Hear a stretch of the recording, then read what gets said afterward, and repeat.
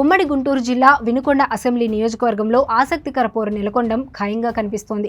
అధికార వైఎస్ఆర్ కాంగ్రెస్, ప్రతిపక్ష తెలుగుదేశం పార్టీ మధ్య హోరాహోరీగా పోరాడే అవకాశాలు ఉన్న నియోజకవర్గాల్లో ఇది ఒకటి. దీంతో ఇక్కడ విజయం ఎవరిని వరిస్తుందో అన్న విషయం తీవ్ర ఉత్కంఠ రేపుతోంది. నరసరావుపేట లోక్సభ పరిధిలోకి వచ్చే జనరల్ సీట్ ఇది. 2,51,677 మంది ఓటర్లు ఉన్నారు. కమ్మ, కాపు, బీసీ సామాజిక వర్గం ఓటు బ్యాంకు అధిక సంఖ్యలో ఉంటుంది ఈ నియోజకవర్గం పరిధిలో. ఇప్పటి వరకు 15 సార్లు ఎన్నికలు జరగ్గా అత్యధికంగా 4 సార్లు కాంగ్రెస్ పార్టీ ఈ నియోజకవర్గాన్ని గెలుచుకుంది. టీడీపీ, సిపిఐ 3 సార్లు చొప్పున ఇక్కడ విజయం సాధించాయి. 2 సార్లు స్వతంత్ర అభ్యర్థులు గెలుపు బావుట ఎగురవేశారు. వైఎస్ఆర్ కాంగ్రెస్ పార్టీ తొలిసారిగా కైవసం చేసుకున్న స్థానం ఇది. 1983లో తెలుగుదేశం ఆవిర్భవించిన తరువాత వినుకొండలో గెలవడానికి 10 ఏళ్లు పట్టింది. 1999లో తొలిసారిగా ఇక్కడ పసుపు జెండా ఎగిరింది.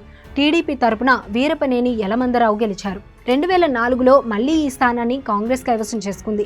మక్కెన మల్లికార్జునరావు విజయం సాధించారు. 2009, 2014 ఎన్నికల్లో టీడీపీ అభ్యర్థి జీవి ఆంజనేయులు వరుసగా 2 సార్లు ఇక్కడ జెండా పాతారు. 2019 ఎన్నికల్లో ఆయన ఓడిపోయారు.